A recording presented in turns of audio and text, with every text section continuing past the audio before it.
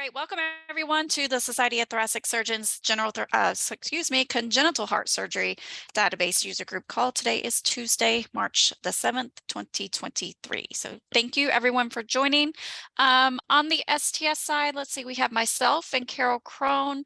Dr. Jacobs is on. We also have Addie Dolan. We have Chastity, Emily, Janet, Leslie, Melinda, and also I knew Dr. Subramanian will be joining us as well. He'll just be logging in on a few minutes late today. So thank you everyone for being on the call. Again, not much on the agenda today in terms of topics for the user group call.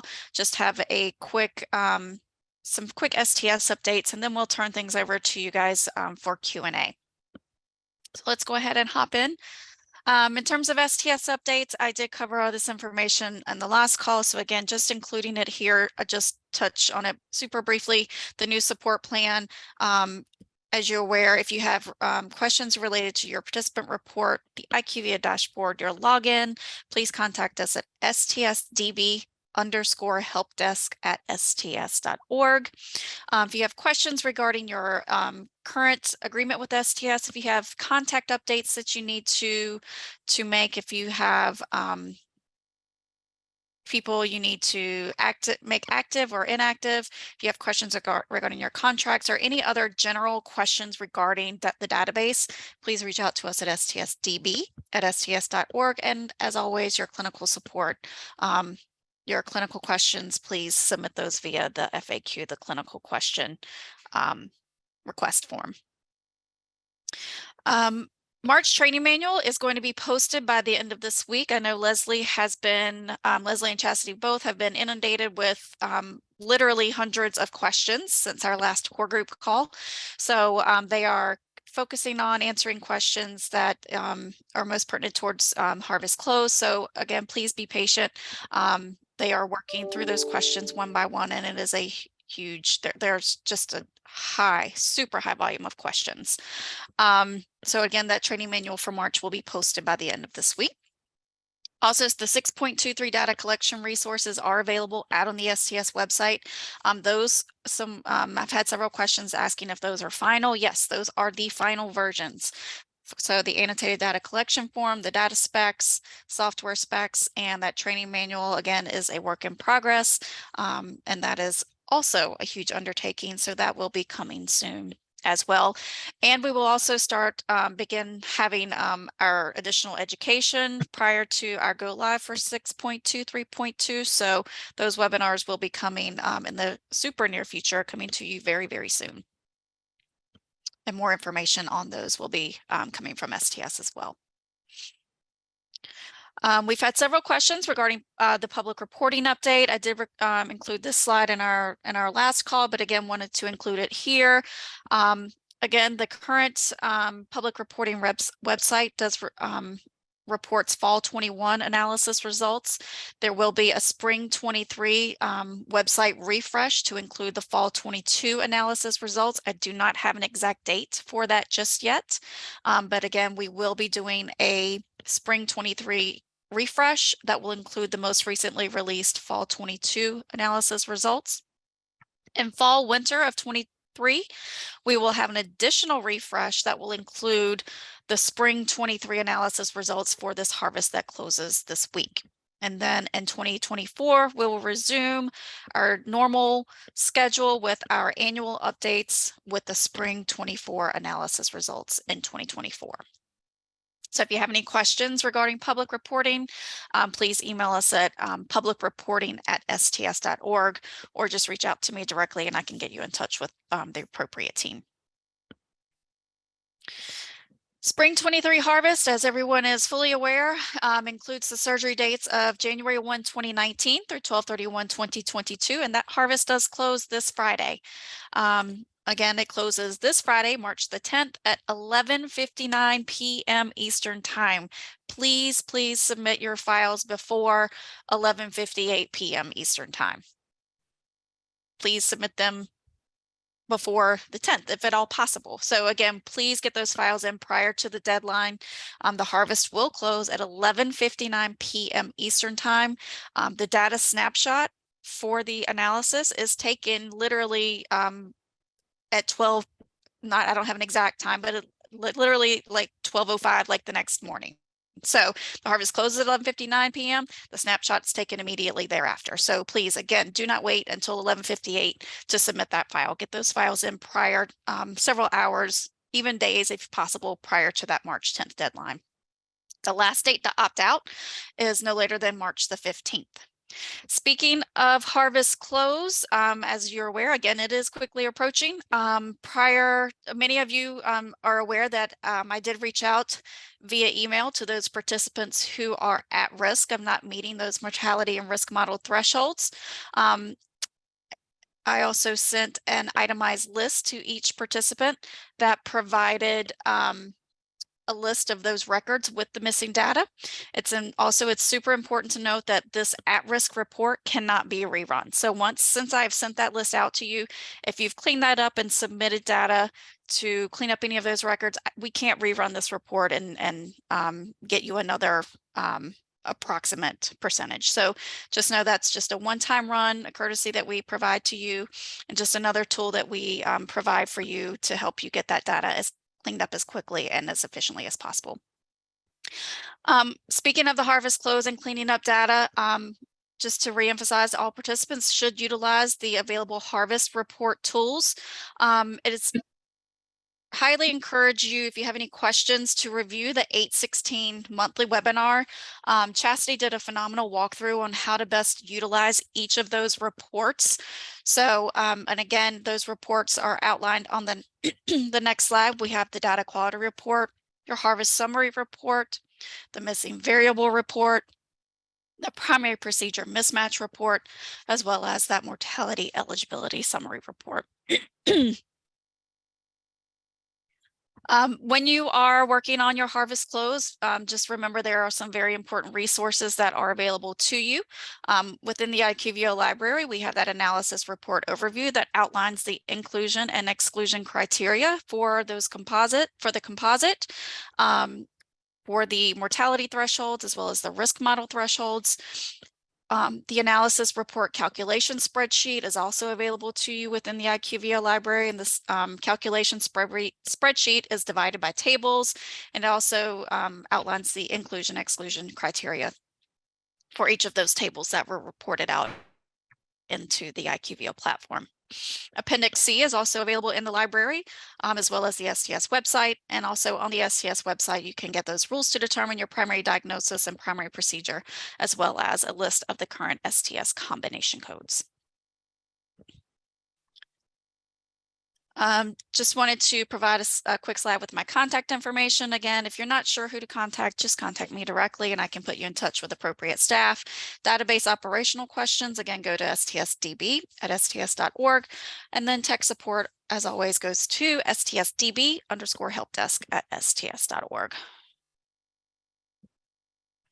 Mark your calendars for our upcoming webinars. Our next monthly webinar is scheduled for March 21st at 12 p.m. Central, and our next user group call is scheduled for April 4th at 12 p.m. Central. So again, mark your calendars, and STS will also send reminders for upcoming webinars via email. So again, monthly webinar, March 21st, and our next user group call is April the 4th.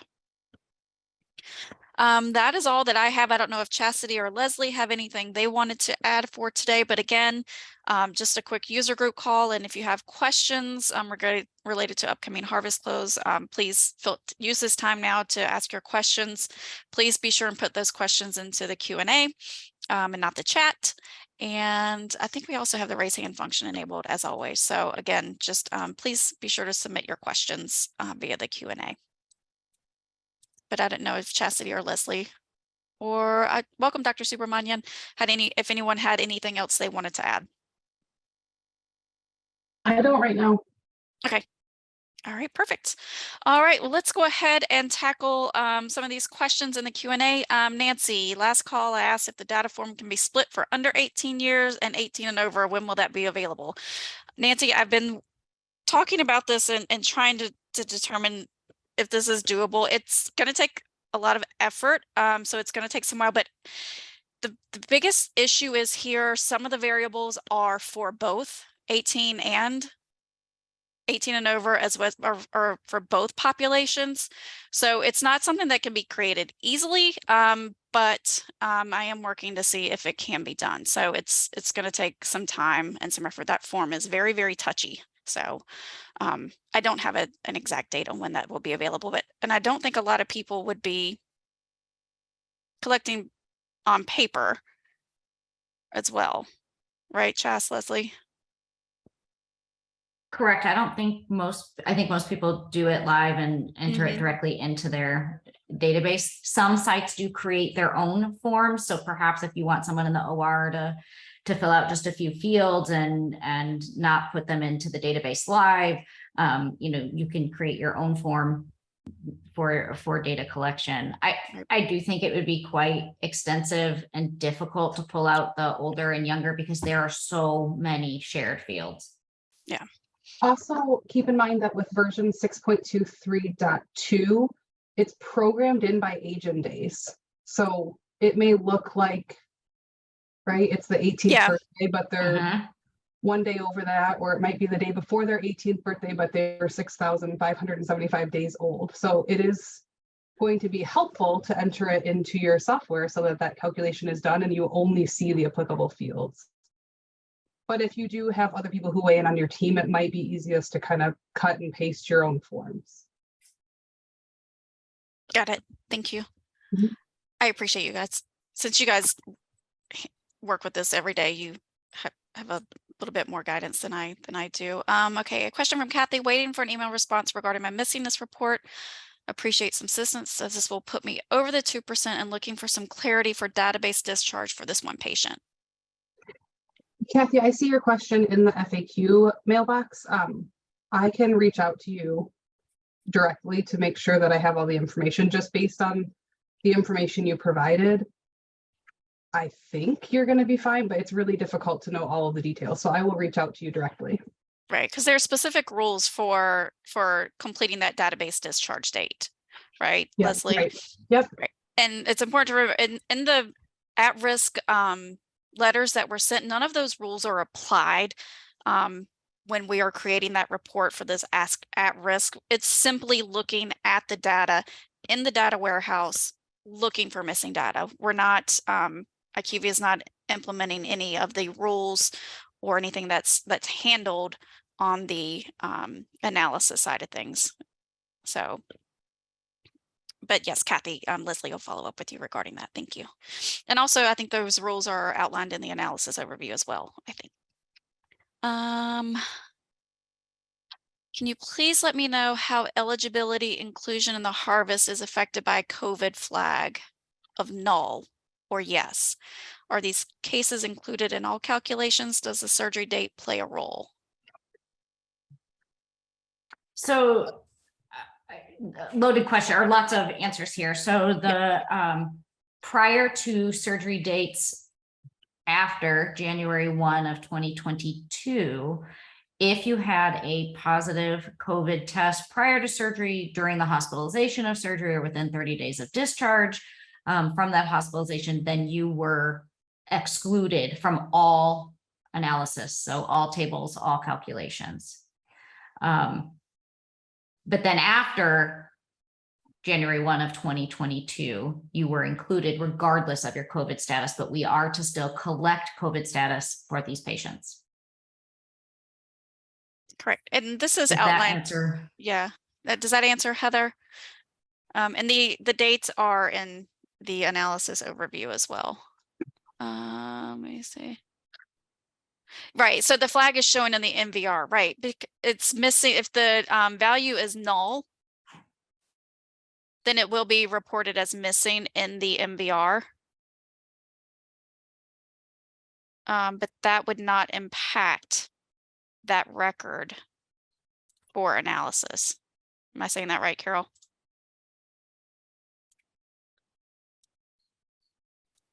So it doesn't play into it doesn't count in your missing, right, where you would where your case would be excluded from analysis. Right. It is an audited field, at least this past year. I don't know if it will remain an audited field moving forward, but And Right. just keep in mind for everyone working on this, MVR is reporting what is missing. So it's not saying what should be missing or what shouldn't be missing. It's just reporting what is missing. That's obviously different for COVID, but just so everyone knows. Right. Tony, will you be scheduling congenital database direct data entry training? Tony, can you reach out to the STSDB help desk at sts.org? I don't know if what type of training. I honestly don't know how to answer that off the top of my head, but Jane and her team could be able to answer that for you. I think IQVIA does have some recordings that they offer. But I'm not sure personally yet for direct data entry what type of training that they offer off the top of my head. So just email stsdb_helpdesk at sts.org and Jane and her team can answer that for you. Chastity, did you want to take this question from Brooke? Sure. So Brooke brought it to our attention that on a recent PC4/PAC3 call that they said that you are to include patients on observation status as readmissions. It's been long-standing in the STS database and across all of the STS databases that observation status does not count as a readmission. And I guess I struggle here because when my own center personally did our PC4 training, that's what was said to us. Observation status does not count. So historically, we've never put in our observation patients as readmission, which aligned with the STS database. And if you use shared software between PC4, PAC3, and STS, then you were good because the definitions aligned. I don't know why it was said recently that PAC3 and PC4 want to use observation status as readmissions. But right now they are joined fields in your software and that's problematic.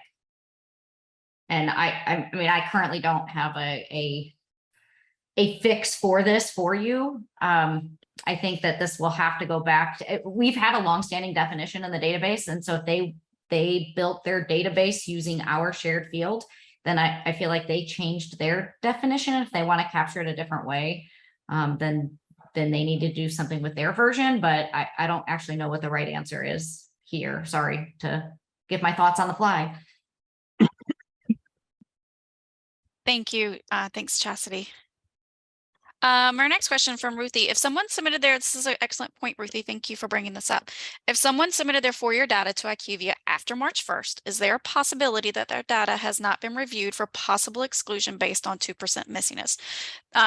Thank you, Ruthie. That is correct. So those letters were sent to the participants based on a snapshot of data that was taken on March the 1st. So if you have not submitted prior to March 1st or if you have not submitted, you're just submitting your first file after March the 1st, those letters were not, your file has not, your data was not looked at or that for that at risk of exclusion communication.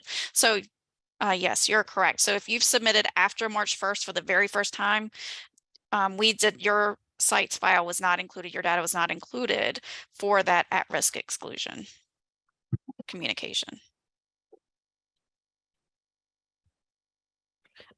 So therefore, with that being said, please, please, please, please utilize these tools within the platform to check the quality of your data. Use that harvest summary report, that missing variable report, your mortality eligibility summary report, your primary procedure mismatch report. When you're looking at your data for missingness, please remember that unknown is considered as missing data in analysis. That is for the MT30 status, that's for prematurity. So please, please look at those variables for look at those reports for all of your missing data. Utilize the participant dashboard as well. Just utilize all the tools that you have to ensure your data is as clean as possible prior to harvest close. Next, we have a question from Megan. Dr. Subramanian, did you want to tackle this question from Megan? Happy to take it. Megan is asking an excellent question. She says, she submitted to the FAQ. At the time of a Fontan or bidirectional Glenn, when they do an AV valveplasty, the combined code that we use for bidirectional cavopulmonary shunt plus AV valveplasty or Fontan plus AV valveplasty is generally to the systemic AV valve. The question she's asking is, what if that AV valveplasty is done to the non-systemic AV valve as part of a staged biventricular recruitment? Then how do we code it? So Megan, let me answer your question in two ways. The first way I want to answer your question is to say, if the patient has had a Norwood procedure, as is usually the case in the example you gave, with a ASMS patient that has had a Norwood, their mitral valve is also the systemic AV valve.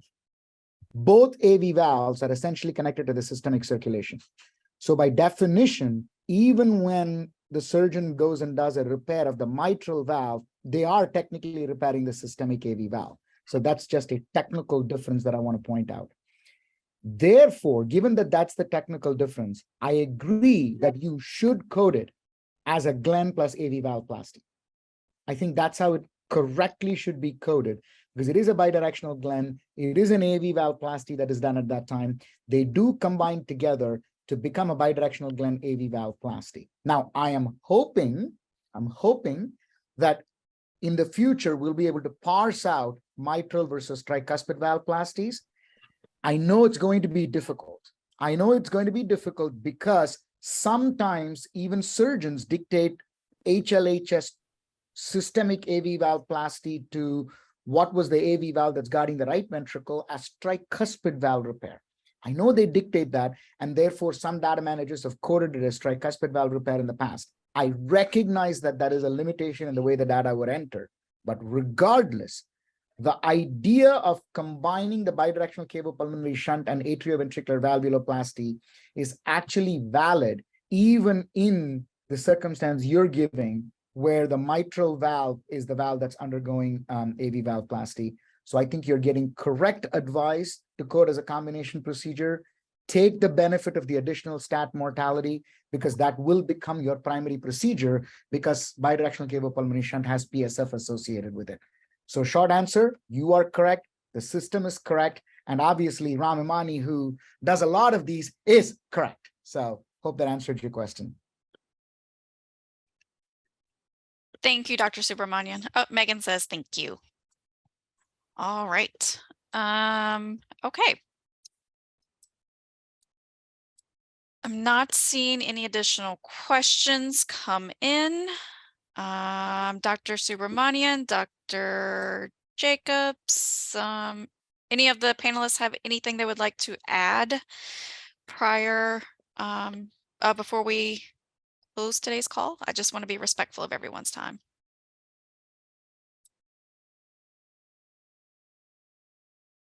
No, I have nothing to add. I'm looking forward to the harvest close.